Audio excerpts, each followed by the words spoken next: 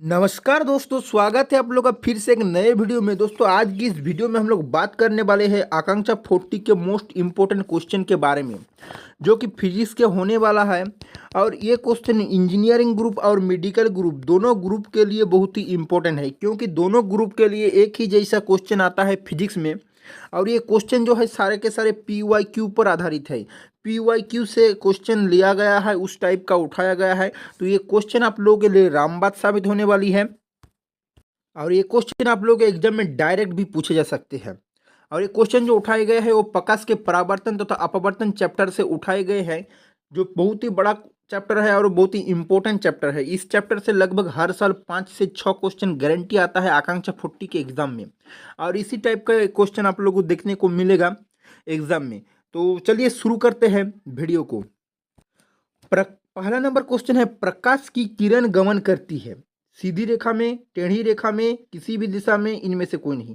दोस्तों ये जो सवाल है बहुत ही सरल सवाल है। इस सवाल को प्रयोग के द्वारा भी आप लोग कर सकते हैं। अगर एक बंद कमरे में एक पाइप लेकर देखिएगा, एक बंद कमरे में एक मोमबत्ती जलाएगा, ठीक है। और सब बंद बंद बंद कमरा मतलब अंधकार कमरा लीजिएगा, मोमबत्ती जलाएगा और सीधी रेखा में एक पाइप लेकर देखिएगा मोमबत्ती की लो को, तो आप लोग देख पाइएगा कि प्रकाश सीधी रेखा में तो दिखाई देगा, लेकिन जब आप टेढ़ी पाइप लीजिएगा और मोमबत्ती की लो को देखने का प्रयास कीजिएगा तो आप लोगों को देखने को नहीं मिलेगा। तो प्रकाश की किरणें गमन करती है सीधी रेखा में, इसका सही और एकदम आसान जवाब है। तो चलिए आगे बढ़ते हैं दूसरा क्वेश्चन में। दूसरा नंबर क्वेश्चन है, प्रकाश का वेग न्यूनतम कहाँ पर होता है? ए नंबर निर्वात में, निर्वात यानी जहाँ पर ऑक्सीजन मतलब कुछ नहीं हो, वायु कुछ नहीं होता है, शून्य होता है, वो निर्वात है, अंतरिक्ष जैसे, ठीक है। दूसरा नंबर ऑप्शन है जल में, जल में। तीसरी नंबर ऑप्शन है वायु में या कांच में। तो दोस्तों प्रकाश का वेग इन चारों में से सबसे अगर न्यूनतम किसी में होता है वो है कांच में। क्यों दोस्तों? इसका रीजन भी है। इसका रीजन होता है जो कांच का अपवर्तनांक जो होता है ना सबसे कम होता है, जिस कारण प्रकाश का वेग कांच में घट जाता है। इसी के लिए इसका सही आंसर हो जाएगा, प्रकाश का वेग न्यूनतम होता है किसमें? कांच में। चलिए दोस्तों आगे बढ़ते हैं। 3 नंबर क्वेश्चन क्या है, 3 नंबर क्वेश्चन को एक बार देख लेते हैं।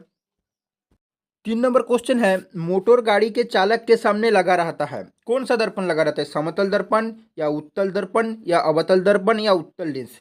तो दोस्तों इसका सही आंसर हो जाएगा उत्तल दर्पण। अब आप लोग पूछिएगा उत्तल दर्पण इसका सही आंसर कैसे होगा, तो मैं आप लोगों को बता दूं। उत्तल दर्पण जो होता है इसका विशेषता अगर आप पढ़िएगा तो उत्तल दर्पण जिसका परावर्तक सतह बाहर की ओर जो होता है वो उभरी होती है, बाहर की ओर उभरी होती है। और हमेशा हमेशा आभासी प्रतिबिंब बनाता है, ठीक है। आभासी बनाता है, सीधा बनाता है और वस्तु के आकार का छोटा प्रतिबिंब वस्तु से आकार का जो होता है वो छोटा प्रतिबिंब बनाता है, ठीक है। इन 3 गुण के कारण उत्तल दर्पण को मोटर गाड़ी के चालक के सामने लगा रहता है। क्यों लगा रहता है? अगर वस्तु के आकार से छोटा प्रतिबिंब बनाएगा तभी ना उत्तल दर्पण में दिखेगा जो गाड़ी चलाएगा। दूसरा सीधा बनाएगा तभी तो पीछे कौन गाड़ी आ रहा है वो दिखेगा आपको। अगर उल्टा प्रतिबिंब बना देगा, वस्तु जैसा है उसको उल्टा बना देगा, तो आपको लोग दिखेगा नहीं और एक्सीडेंट होने का डर है। तो इसी कारण से जो होता है मोटर गाड़ी के चालक के सामने लगा रहता है उत्तल दर्पण। उत्तल दर्पण का विशेषता आप लोग पढ़े ही होंगे, आभासी बनाता है प्रतिबिंब, सीधा बनाता है, छोटा बनाता है। इसी कारण जो होता है मोटर गाड़ी के चालक के सामने उत्तल दर्पण लगा रहता है, ठीक है दोस्तों। आगे बढ़ते हैं दोस्तों। मोटर 4 नंबर क्वेश्चन जो है, मोटर कार के हेडलाइट में किसका प्रयोग किया जाता है? ए नंबर ऑप्शन है समतल दर्पण, बी नंबर उत्तल दर्पण, सी नंबर अवतल दर्पण, डी नंबर उत्तल लेंस। तो दोस्तों इन चारों में से इसका जो सही आंसर हो जाएगा वो होगा अवतल दर्पण। अब क्यों होगा इसका सही आंसर, इनका रीजन मैं बता देता हूं। अवतल दर्पण इसलिए लगा जाता है मोटर कार के हेडलाइट यानी जो आगे की ओर लाइट होता है उसको बोलते हैं हेडलाइट, ठीक है। इसीलिए इसलिए अवतल दर्पण का प्रयोग किया जाता है, क्योंकि अवतल दर्पण का अगर आप लोग विशेषता पढ़िएगा तो इनका एक मुख्य विशेषता है, ये प्रकाश की किरणों को एक बिंदु पर केंद्रित कर सकता है। इनका एक जो ये विशेषता है, इसी कारण से अवतल दर्पण को मोटर कार के हेडलाइट में लगाया जाता है। जैसे ही प्रकाश की किरण अवतल दर्पण में पड़ा तो वो सारे के सारे किरणों को एक जगह पर केंद्रित कर देगा, जिसके कारण रास्ता क्लियर से दिखेगा जो बाइक चलाएगा या जो कार चलाएगा, ठीक है। तो इसी कारण से मोटर कार के हेडलाइट में अवतल दर्पण का प्रयोग किया जाता है। अब्दल दर्पण का और कई सारी विशेषता है जो कि आप लोगों को एग्जाम में पूछ सकता है, इसलिए मैं एक बार बता देता हूँ। अब्दल दर्पण को दोस्तों अभिसारी दर्पण भी कहा जाता है। आप लोगों के एग्जाम में ये भी क्वेश्चन पूछ सकते हैं, अब्दल दर्पण को और किस नाम से जाना जाता है। तो अब्दल दर्पण को अभिसारी दर्पण के नाम से भी जाना जाता है।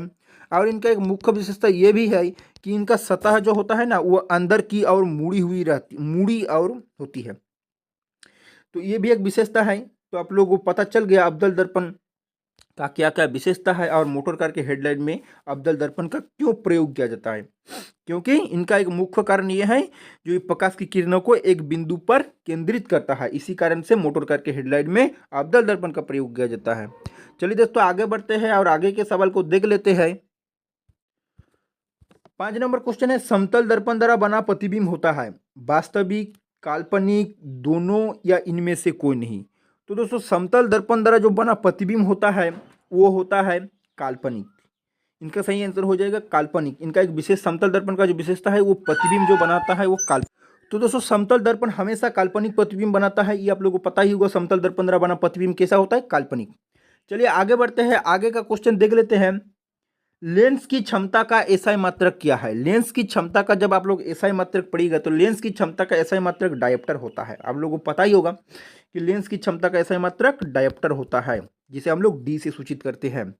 चलिए आगे बढ़ते हैं, आगे के क्वेश्चन भी देख लेते हैं। इनमें ऑप्शन बहुत सारा कंफ्यूजन के लिए दिया होगा, ल्यूमेन, लक्स एंड ऑप्शन आप लोगों को कंफर्म एकदम दिया रहेगा कंफ्यूजन बनाने के लिए। तो आप लोग एकदम याद कर लीजिएगा, ये सब क्वेश्चन याद करने वाले क्वेश्चन। लेंस की क्षमता का एसआई मात्रक डायोप्टर, ठीक है। अब वीडियो देखने से भी आप लोगों को याद रहा जाता है, ये हमको पता है। चलिए आगे देख लेते हैं, आगे का क्वेश्चन क्या है। प्रकाश की किरणों का पथ दर्शाने वाले चित्र को क्या कहते हैं। प्रकाश की किरणों का पथ दर्शाने वाले चित्र को कहा जाता है। ए नंबर ऑप्शन है किरण आलेख, बी नंबर ऑप्शन है फोकस, 3 नंबर किरण पुंज, या इनमें से सभी। तो इनका सही आंसर जो प्रकाश की किरणों जैसे इसे होता है ना दर्पण, फिर प्रकाश की किरणों के किरण आलेख, किरण, इनको बोल रहा है। ये जो प्रकाश की ये जो प्रकाश की किरणों का पथ दर्शा रहा है ना, ये जो प्रकाश की किरणों का पथ दर्शा रहा है कि इधर से आया इधर से आया, तो इसी क्वेश्चन में यही पूछा है कि प्रकाश की किरणों का पथ दर्शाने वाले चित्र को कहा जाता है। इस टाइप का जो चित्र को इनको क्या कहा जाता है, तो इनको कहा जाता है किरण आलेख। समझ में आ गया होगा, किरण आलेख। तो दोस्तों आज का वीडियो यहीं पर रखते हैं। अगर आप लोग इस प्रकार का वीडियो और चाहते हैं तो नीचे कमेंट बॉक्स में ज़रूर बताइएगा, और वीडियो अगर अच्छा लगे तो वीडियो को लाइक ज़रूर कीजिएगा और चैनल को सब्सक्राइब कीजिएगा इसी प्रकार का वीडियो पाने के लिए। तो आज के लिए इतना ही रखते हैं, मिलते हैं नेक्स्ट वीडियो पे, तब तक के लिए थैंक यू, जय हिंद।